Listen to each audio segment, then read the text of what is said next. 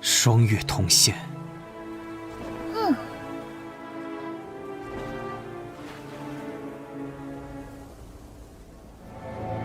不知那位强者是谁？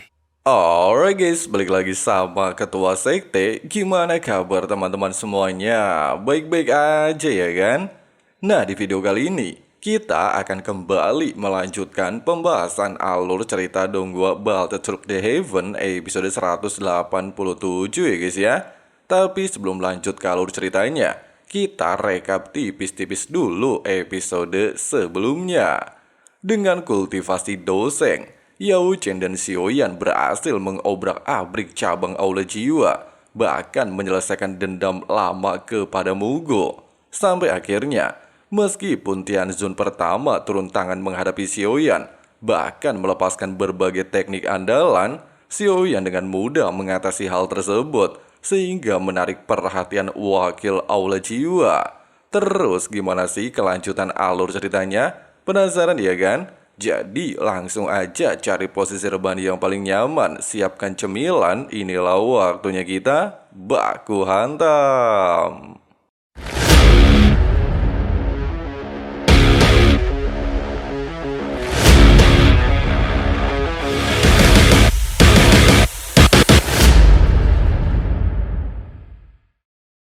Di saat wakil Aula Jiwa merasa terkejut bahwa Xiaoyan benar-benar datang mencari kematian, Gu Yao sendiri terlihat senang dengan kehadiran wakil Aula Jiwa, di mana guru dan murid pastilah tidak akan bisa pergi meninggalkan tempat ini, sehingga dia segera menghampiri wakil Aula Jiwa.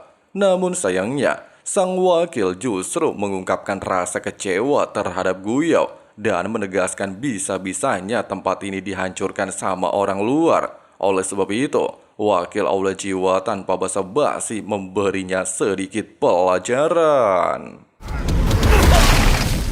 Tepat ketika Xiaoyan sedang memikirkan bagaimana cara wakil Aula Jiwa bisa menerobos penghalang Ziyan, wakil Aula Jiwa tiba-tiba saja memperingatkan Xiaoyan kalau bapaknya masih berada di tangan Aula Jiwa dan menegaskan jika dia berani menghancurkan tempat ini, maka sang wakil tidak akan segan-segan membunuh Xiaozan. Peringatan barusan jelas membuat Xiaoyan terpancing emosi. Namun Yalao segera menenangkan suasana dan meminta sang murid tidak gegabah dalam mengambil tindakan. Merasa ucapan gurunya memanglah benar, Xiaoyan terlihat menegaskan kepada wakil Aula Jiwa jika dia berani menyentuh Xiaozan, maka dirinya akan menyerahkan giok Kaisar Touse kepada klan Go. Tidak lagi bisa menahan diri, wakil Aula Jiwa berniat menangkapnya saat ini juga, bahkan membawanya ke klan Hun. Oleh sebab itu, wakil Aula Jiwa segera melepaskan rantai pengunci jiwa.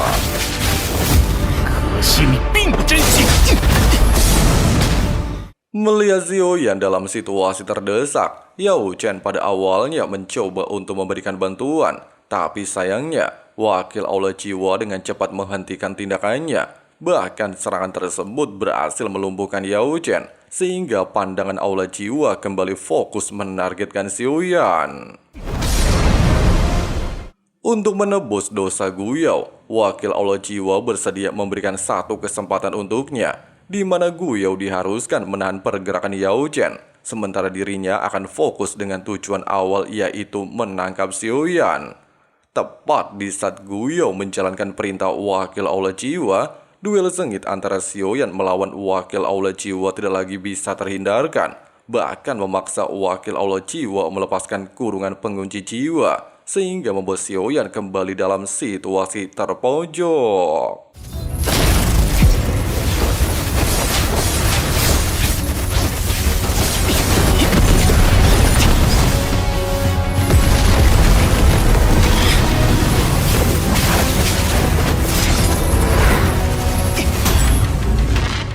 Meskipun di momen ini, Xiaoyan terlihat menggunakan api surgawi untuk menghancurkan kurungan pengunci jiwa, namun sayangnya hal tersebut percuma saja, di mana ternyata dengan kesenjangan 1 bintang, wakil Aula Jiwa berhasil menangkap Xiaoyan, sehingga memaksa Yao Chen turun tangan untuk menyelamatkan sang murid. Tapi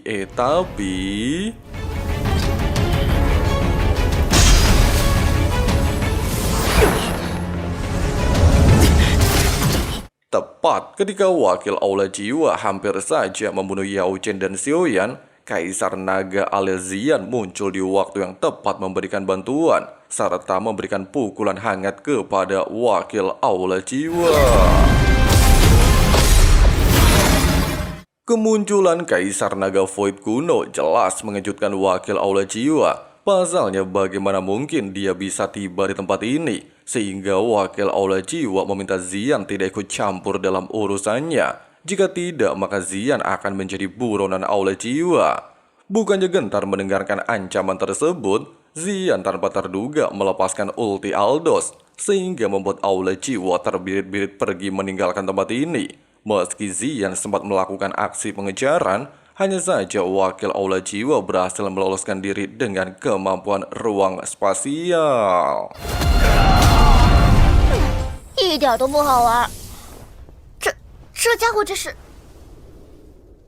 Melihat Ziyan sedikit murung karena gagal melakukan tugasnya dengan baik, Xiaoyan lantas memintanya untuk membiarkan wakil Aula Jiwa pergi meninggalkan tempat ini. Pasalnya Istana Langit dan Aula Jiwa memanglah sudah berseteru sejak lama. Bahkan dalam beberapa waktu lalu, aliansi dihantam habis-habisan oleh Aula Jiwa. Sehingga Xiaoyan menegaskan kalau serangan kali ini adalah sebagai balasan karena telah mengganggu aliansi Istana Langit. Di saat Ziyan masih menyalahkan diri sendiri, Xiaoyan kembali menenangkan suasana. Dia berniat menahan kedua anggota Aula Jiwa untuk mencari informasi apa tujuan antek-antek Aula Jiwa mengumpulkan para jiwa. Singkat cerita, setelah melakukan penelusuran, baik Yao Chen, Xiaoyan dan Ziyan tanpa sengaja mendengar cerita histeris dari para jiwa di kolam pemurnian, serta meminta pertolongan kepada mereka. Merasa tidak tega dengan hal tersebut, bahkan Xiaoyan segera menggunakan api jiwa untuk membebaskan para jiwa dan berharap kalau mereka tidak lagi tertangkap oleh antek-antek Aula Jiwa. Kemudian bergegas pergi meninggalkan halaman Aula Cabang. Tapi menyadari ada sebuah kejanggalan dari kolam pemurnian, Xiaoyan lantas meminta Yao Chen bersama Ziyan tetap berjaga di tempat ini, sementara dirinya akan mengecek situasi dasar kolam pemurnian esensi jiwa.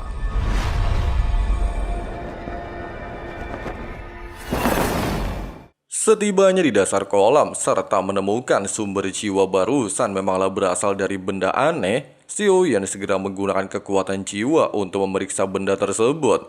Namun lagi-lagi para jiwa berteriak meminta bantuan kepada Xiaoyan, sehingga membuat Xiaoyan hampir kehilangan kesadaran. Melihat Xiaoyan dipenuhi rasa penasaran, Yao Chen lantas menjelaskan benda tersebut disebut esensi jiwa. Bahkan merupakan salah satu energi paling murni di antara langit dan bumi. Tapi benda tersebut sebagian besar terkumpul dari esensi para manusia yang dibunuh Aula Jiwa. Inilah sebabnya Xiaoyan dapat merasakan sisi negatif di dalam esensi jiwa. Bahkan menurut Yao Chen, kondensasi dari esensi tersebut sebanyak 1 juta esensi jiwa. 这是整个大陆的祸害，人我天！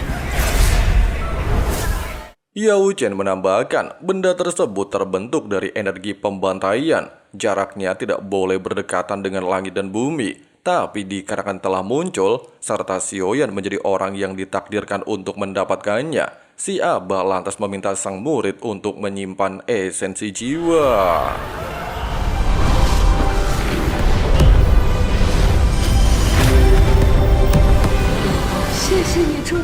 Singkatnya, setelah urusan di tempat ini teratasi, baik Yao Chen dan Xiaoyan bergegas pergi meninggalkan kolam pemurnian. Sementara di posisi kejauhan, wakil Aula Jiwa terlihat kesal dengan kelakuan guru dan murid. Pasalnya, esensi jiwa telah susah payah Aula manusia kumpulkan selama 100 tahun lebih, tapi malah dibawa kabur sama bocah tengik alias Xiaoyan. Beberapa saat kemudian, para tetua langsung menyambut kehadiran Xiaoyan dan Yao Chen, di mana mereka telah berhasil menjalankan sesuai rencana awal, sehingga untuk saat ini tidak ada lagi yang berani mengancam aliansi Istana Langit. Oleh sebab itu, Huo Yun segera meminta Yao Chen untuk memikirkan rencana selanjutnya. Mendengarkan hal tersebut, serta Aula Jiwa sendiri pastilah akan bergerak memperebutkan teratai pemurnian iblis, Yao Chen segera menyarankan sang murid untuk menyerap esensi jiwa yang mereka dapatkan sebelumnya, di mana benda tersebut akan membantu Xiaoyan dalam perebutan nantinya.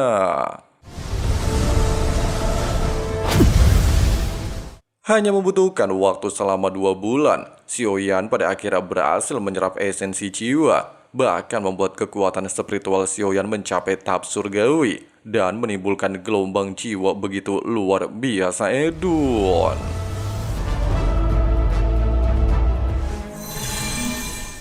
Tidak hanya itu, di saat Xiaoyan kembali membuka matanya, dia benar-benar merasakan tubuh spiritualnya mampu mencapai jarak ratusan kilometer dan tanpa sengaja melihat sebuah pegunungan serta menemukan lokasi kelahiran api surgawi teratai pemurnian iblis. Tapi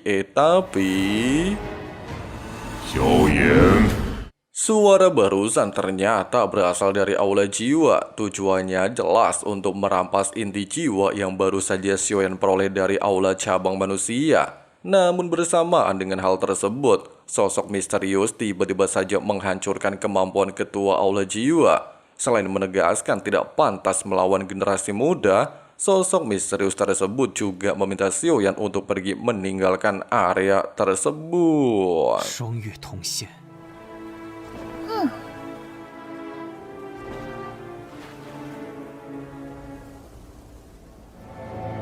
不知那位强者是谁？